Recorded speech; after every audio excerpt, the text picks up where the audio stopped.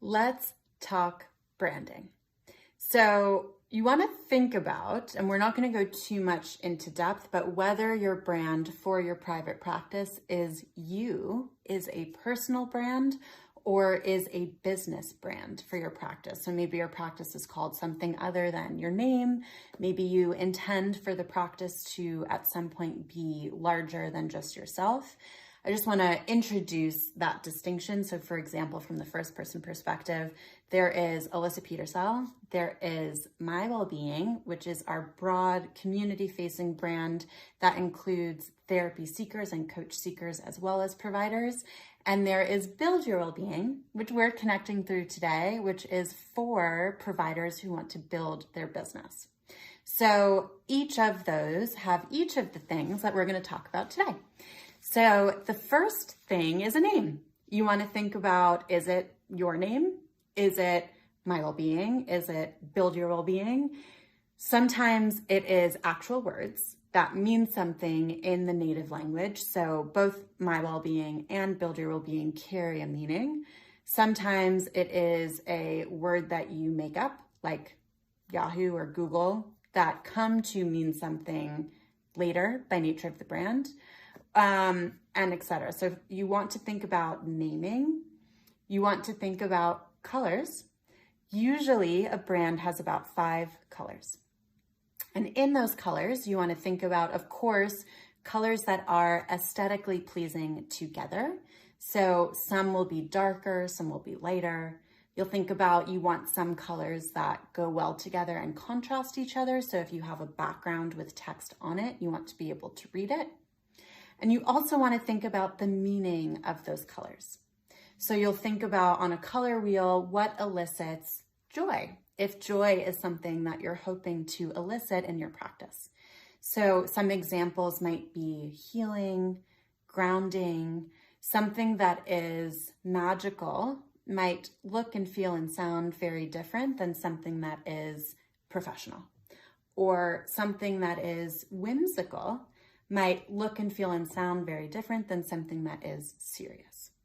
So there is absolutely no right or wrong here, but there is something that will resonate with you. So you want to do a little bit of soul searching on whether it's you or your business brand, practice brand. What are some of those feelings, emotions, thoughts that you're wanting someone to feel when they visit your website or visit your social presence? And how can you communicate that through words, like in the name, and colors?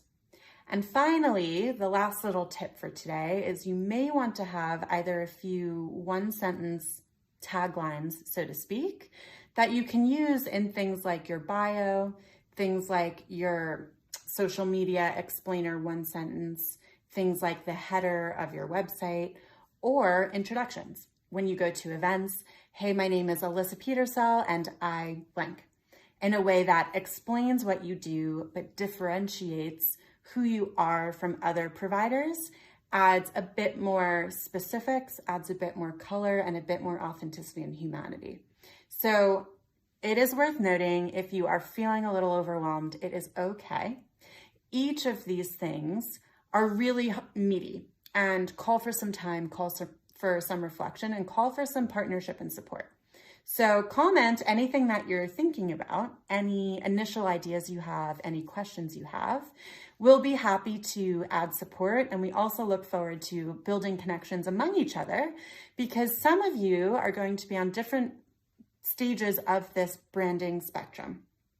And it's really important for us to share our lived experience with each other, because you never know who you might support and inspire. There may be something that comes really naturally to you that someone else has questions about, and that person may know something really intuitively that is a question mark for you.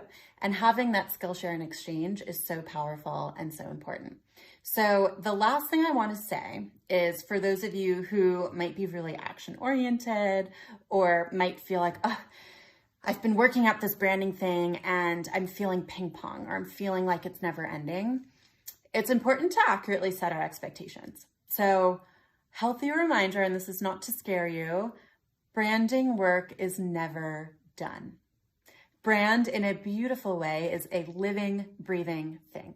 So whether you're branding around you or a group practice or more of a business, your brand might change and evolve. The foundational values and the foundational offering are likely to stay the same, but the exact language may change. You may remove a color, add a color. You may redesign your logo or add a new one sentence to your social media. Maybe you start using more emojis and you were very anti-emoji before. These things are all okay. And the expectation you want to set is that these things do change. And it actually manifests and represents a lot of growth, both personally and professionally in you and in your clients.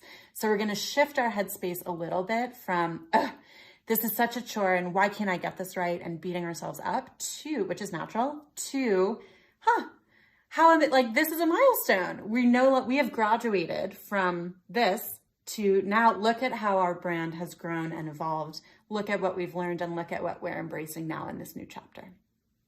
So thanks for tuning in. As always, add your voice to the comments. Let us know what's worked really well for you, what questions remain, and we'll get chatting. We look forward to continuing the conversation soon and supporting all of us as we grow and build our businesses. Bye.